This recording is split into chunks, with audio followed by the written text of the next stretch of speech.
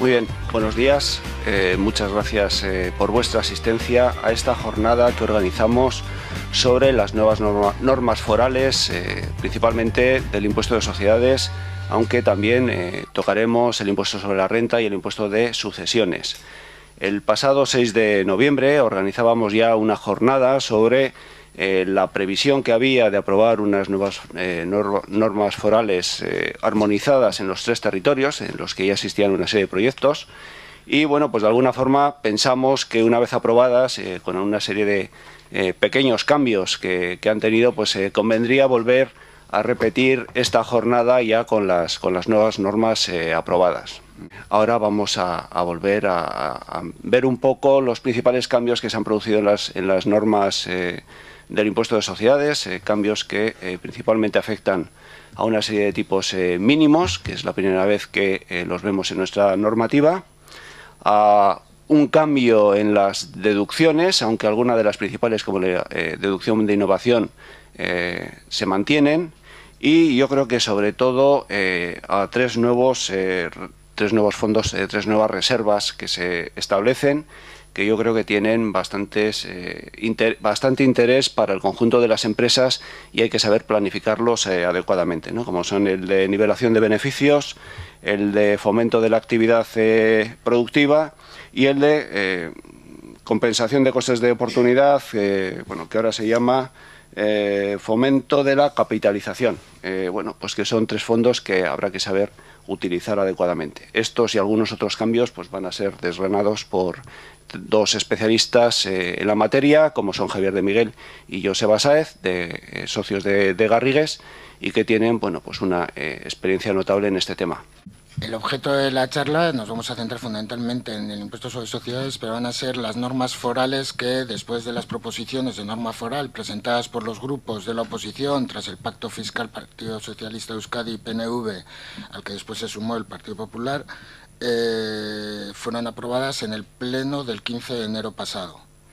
La norma foral del impuesto sobre sociedades y la nueva norma foral del impuesto de rentas personas físicas se publicaron en el Boletín Oficial de Guipúzcoa del día 22 de enero y con efectos para los periodos impositivos iniciados a partir de 1 de enero de 2014 y en el caso del IRPF respecto de las rentas o las imputaciones que corresponda aplicar a partir del 1 de enero de 2014. Respecto al impuesto sobre sucesiones y donaciones, la modificación ha sido muy reducida, ha sido ampliar la exención, se mantiene la tributación por herencias incluso en el grupo 1, el grupo de parentesco de ascendientes-descendientes, y se amplía la exención de los 220.000 que está previsto hasta ahora a 400.000 euros. Tiene efectos desde la entrada en vigor de la norma, que fue al día siguiente de su publicación, que fue el día 21, o sea que a partir del día 23 de enero incluido es cuando tiene efecto esa modificación. Entrando ya en el impuesto sobre sociedades, decíamos la norma foral 2/2014 y lo que vamos a analizar son las principales modificaciones introducidas respecto de el texto que estaba antes en vigor, que era la norma foral 7/1996, con todas las modificaciones que habían introducido. Yo, por mi parte, en relación con el impuesto sobre sociedades, voy a hacer una breve mención a los antecedentes y a 2 modificaciones que se han introducido en relación con contribuyentes del impuesto, que va a ser las microempresas y las sociedades patrimoniales. Después haremos un baile, le dejaré a Joseba para que desarrolle todo el tema de impuestos sobre sociedades y al final volveré para resumir un poco las novedades en el impuesto a la renta de las personas físicas. Como antecedentes, el esquema del impuesto sobre sociedades no varía mucho respecto a todo lo que conocemos hasta ahora. El esquema es el mismo de liquidación. Sí hay modificaciones sustanciales en relación con la base imponible. ¿Por qué? Porque se introducen nuevos supuestos de corrección. La nueva norma foral apuesta por el mecanismo de exención que estaba vigente antes respecto de participadas no residentes como mecanismo general de eliminación de la doble imposición. Por otro lado, se replantean y actualizan los incentivos fiscales y se introducen en base imponible una serie de medidas para el fortalecimiento de la capitalización de las empresas a las que ya he hecho referencia antes Pachi. Se crea la nueva figura de microempresas que desarrollaremos ahora, se potencia el tratamiento tributario de la explotación de patentes y otros resultados, lo que se conocía como patent box, ampliándolo a supuestos en los que es la propia entidad que crea la propiedad industrial la que la utiliza en su actividad económica. En línea con la norma antifraude que se introdujo en julio del 2013, se sigue en esa línea de limitar los gastos deducibles de las sociedades y, en la medida de lo posible, dice el legislador, atendiendo a la simplificación del impuesto, se incluyen dentro del régimen general del impuesto regímenes que antes se regulaban como regímenes especiales. Digo que dice en aras a la simplificación del impuesto porque regulación que antes la tenías en un determinado capítulo de la norma, toda la regulación del impuesto, ahora tienes que ir por todo el articulado, pues viendo qué efectos tienen las sociedades patrimoniales, qué efectos tienen las microempresas, con lo cual es un poco más complicado. Respecto a la cuota, el tipo de gravamen se mantiene, el general del 28%, el 24% para las pequeñas, y se introduce una novedosa medida de la tributación mínima con un propósito de fijar un suelo por debajo del cual no se pueda reducir la carga tributaria, pero que en la práctica no va a tener mucha virtualidad y ya lo desarrollará Joseba. Por último, y en cuanto al tema de los incentivos, pues se mantienen los 4 estructurales y se eliminan todos los demás, salvo uno de protección cultural que se queda para el final. Decíamos que la entrada en vigor es el día 1 de enero del año 2014 y el problema es que a la fecha de hoy no tenemos reglamento del impuesto, tampoco tenemos reglamento del IRPF. Con carácter transitorio se aplicará el reglamento vigente hasta la fecha, pero que no será de aplicación en aquello que contradiga la norma. Sí existe ya un reglamento del impuesto sobre sociedades en Vizcaya, que puede servirnos para efectos interpretativos, pero bueno, no es su capacidad normativa. Entrando dentro de los contribuyentes a una mayor atención que le ha querido dar el legislador a las microempresas, define las microempresas como aquellas cuyo activo y volumen de operaciones no supera los 2 millones de euros y cuyo promedio de plantilla no alcanza las 10 personas empleadas.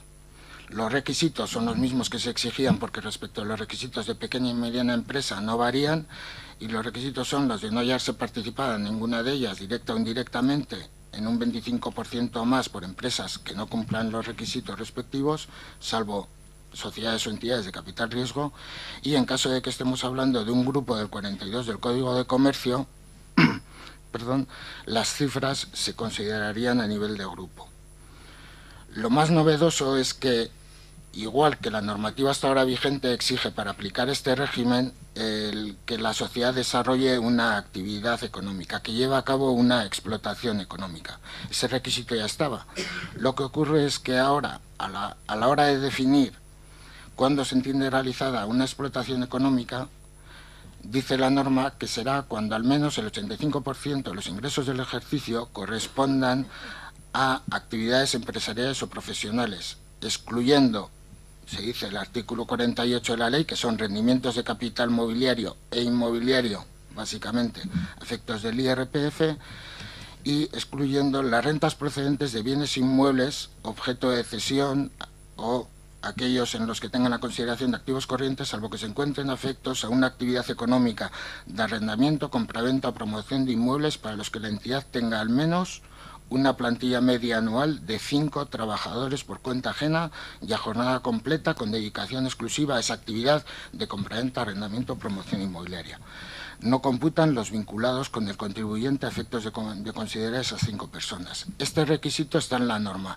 Para considerar que la actividad de cesión de inmuebles es una actividad económica, a la hora de aplicar este régimen de pymes y microempresas, a la hora de considerar una sociedad como sociedad patrimonial y en un régimen especial de entidades de arrendamiento de inmuebles. A efectos de IRPF, una actividad económica de arrendamiento es cuando tienes, ya lo veremos después, una persona dedicada con jornada completa y ahora ya no hace falta ni siquiera tener un local exclusivamente a efecto. Pero a estos efectos, en estos 3 bloques, se establece la necesidad de contar con 5 personas empleadas dedicadas a la actividad. No 5 personas facturando, gestionando el arrendamiento, 5 personas dedicadas a la actividad de arrendamiento. Pueden ser los conserjes, personal de mantenimiento, pero hacen falta 5. ¿Qué incentivos tienen las microempresas? Mantienen el beneficio fiscal de la libertad de amortización respecto a los elementos del inmovilizado material nuevo, el mismo tipo de aplicación que las pequeñas empresas. Pueden optar por una amortización conjunta sobre el 25% del valor neto fiscal de cada uno de los elementos, del conjunto de los elementos del inmovilizado material, intangible o inversiones inmobiliarias. En ese caso, la amortización contable no sería gasto deducible y no podríamos acogernos a libertad de amortización. Se mantiene la posibilidad de hacer una dotación genérica de insolvencias del 1% de los saldos deducibles o de aquellos que no hayan sido provisionados específicamente, y se establece un beneficio fiscal en concepto de compensación tributaria por las dificultades inherentes al pequeño tamaño de estas empresas, de considerar deducible un importe equivalente al 20% de la base imponible. Es como un gasto forfatario. Si la microempresa opta por aplicar este régimen, esta deducibilidad no podría ir después, no podría optar por la aplicación de los beneficios fiscales por aplicación del resultado vistos que verá después Joseba. El otro régimen novedoso es el de las sociedades patrimoniales. Se establece un nuevo tratamiento.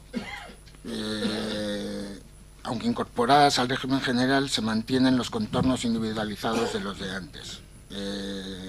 Dice la exposición de motivos que se han incluido aquellos supuestos en los que los contribuyentes podrían residenciar en sociedades la tenencia de bienes o derechos generados por generadores de rentas pasivas. ¿Qué requisitos se establecen para considerar una sociedad como patrimonial? Este es un régimen que ya existía antes. El problema es que se ha ampliado en cuanto a su ámbito de aplicación. El primero es uno que ya existía antes, que es que al menos durante 90 días más del 50% de activos sean valores o elementos no afectos a actividades económicas. Se remite a las reglas de IRPF y siempre a valores contables. Este requisito ya estaba. Veremos ahora que lo que ocurre es que a la hora de considerar elementos no afectos, los inmuebles cedidos en arrendamiento, al igual que hemos dicho en relación con las microempresas, también van a exigir las 5 personas empleadas. El segundo requisito es que los socios representen al menos el 75% del capital social, sean personas físicas, sociedades patrimoniales o alguna entidad vinculada con alguna de las dos. El requisito antes para ser una sociedad patrimonial es que durante todo el periodo impositivo el 100% de los accionistas fueran personas físicas, con lo cual era muy fácil de excluir el régimen. Bastaba que una sociedad fuera socia de la sociedad un día para que no fuera patrimonial. Y el tercer requisito es que al menos el 80% de los ingresos, antes era el 90%, procedan de... Antes era el 90% de los ingresos sean rentas susceptibles de ser calificadas como rentas del ahorro a efectos del IRPF.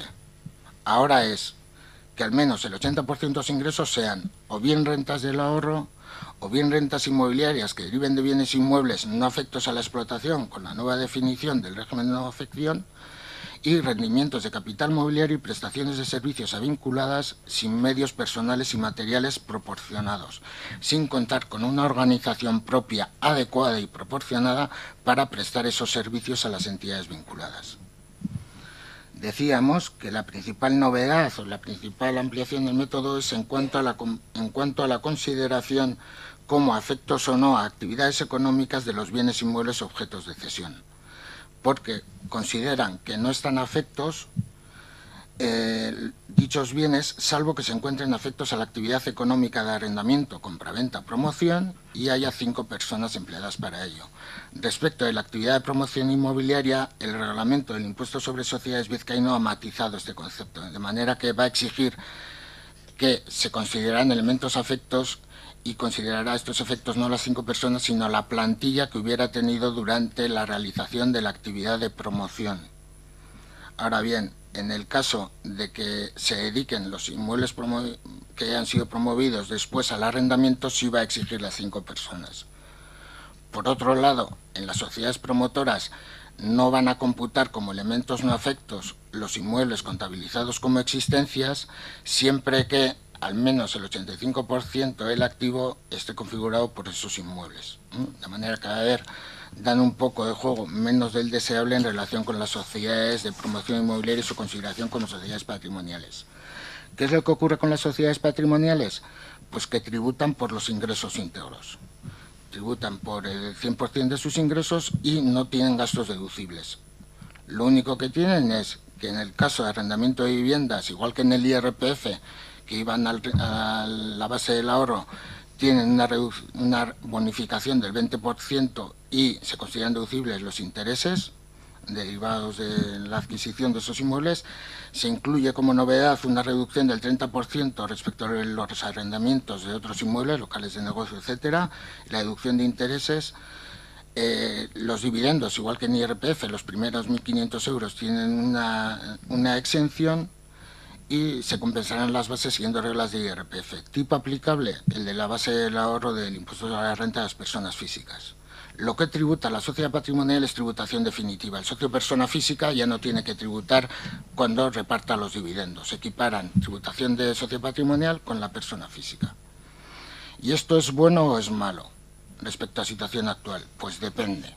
Tienen un ejemplo en el material en el que, bueno, pues jugando, aunque no tiene igual mucha lógica, hemos jugado con el gasto por amortización teniendo los mismos inmuebles, pero bueno, al final es un ejemplo para que se vea que habrá que ver. Si estoy hablando de un parque inmobiliario que es muy antiguo, tendré una amortización muy reducida.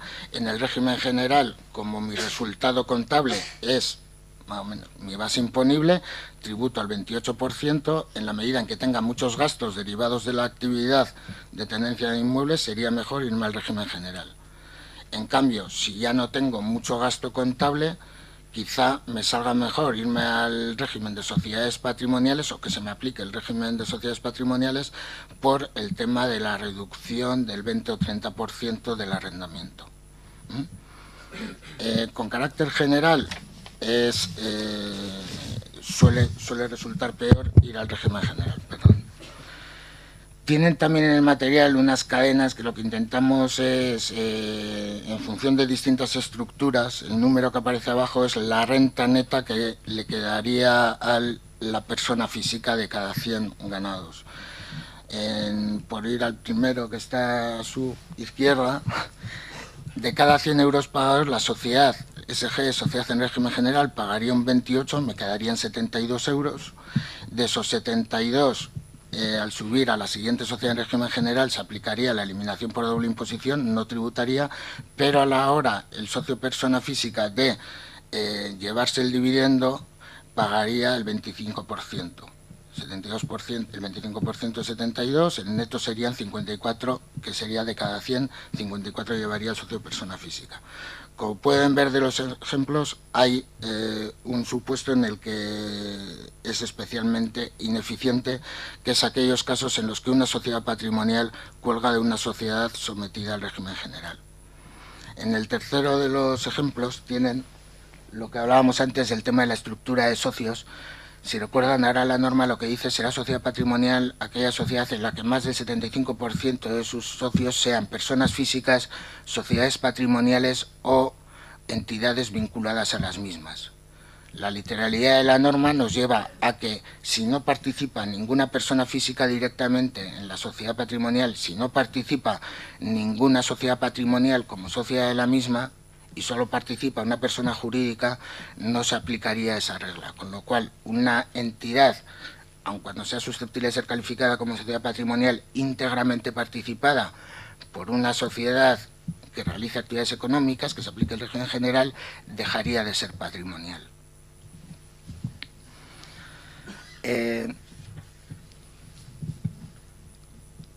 La nueva norma lo que hace, con todo lo que hemos puesto al final, es extender el ámbito del régimen general de las sociedades patrimoniales a sociedades que hasta ahora se consideraban en el régimen general. ¿Por qué? Primero, por lo que hemos dicho de que cualquier inmueble que tengamos en el balance de la sociedad la puede contaminar a efectos de considerarla como sociedad patrimonial. independientemente que esté arrendado como local de negocio, y hemos tenido el cuidado hasta ahora de tener una persona, un local, el afecto a la actividad, etcétera. En segundo lugar, porque ahora la estructura de los socios, como acabamos de comentar, es más difícil de salvar la patrimonialidad de lo que era antes, que era pues darle una acción a una sociedad durante un día y dejaba de ser patrimonial. Y el tercer problema con esta ampliación del ámbito es porque lo que era habitual hasta ahora, que era la concesión de financiación por parte de la holding a sus sociedades filiales, ahora puede incluso perjudicar la situación, en la medida en que no contemos con una organización adecuada para prestar esa financiación a las holdings. ¿Qué efectos puede tener esto? Pues los que veíamos en el ejemplo comparativo de tributación, de que el no aprovechamiento de los gastos, el efecto de las estructuras que se produce una doble imposición puede provocar la ruptura de grupos de consolidación fiscal. Esto es muy importante en grupos de empresas familiares en los que estaban divididos la tenencia de inmuebles, la actividad económica y todo ello tributando en régimen de declaración consolidada. Y de momento no le afecta a la bonificación del 75% de efectos del impuesto a la riqueza y las grandes fortunas, lo de la exención de participaciones empresariales, porque el impuesto sobre la riqueza no se ha adaptado a esta regulación. En Vizcaya sí afecta, no entran dentro del ámbito de la exención las sociedades patrimoniales. Aquí no se habla de sociedades patrimoniales, es un concepto que desconoce el impuesto sobre la riqueza. Sin más, tienen en el material unos ejemplos en relación con lo que acabamos de poner de posibles estructuras que son habituales en la práctica actual y que pueden verse afectadas por este régimen de patrimonialidad de las sociedades sobrevenido. ¿Qué hacer frente a esto? Pues buscar alternativas en el cambio de estructura de socios, las reestructuraciones societarias, pero es difícil o hay que tener mucho cuidado y hay que vestirlo bien de cara a defender la existencia de motivos económicos válidos que justifique la reestructuración que se puede hacer de cara a hacer canjes, a mover los inmuebles a otras sociedades, porque no podemos basarnos simplemente en un cambio de norma foral. A diferencia de otras veces en que se produjo la modificación del régimen de sociedades patrimoniales, nos ha previsto un régimen transitorio aplicando una neutralidad para que la gente, ante un cambio de las reglas del juego, pueda acomodarme a esta situación. Y en relación con las posibles soluciones, cuidado con la idea que se puede tener de, bueno, pues cuelgo una sociedad en territorio común que tenga una participación, porque en territorio común no existen las sociedades patrimoniales. Digo cuidado con eso porque ya el reglamento del impuesto sobre sociedades vizcaíno ha dicho que, aunque no existan sociedades patrimoniales y no se llamen como tal en territorio común, si cumple las características para que fuera sociedad patrimonial, de acuerdo con la normativa, en este caso vizcaína, se consideraría que es una participación a través de una sociedad patrimonial y, por lo tanto, la sociedad participada por ella aquí sería sociedad patrimonial.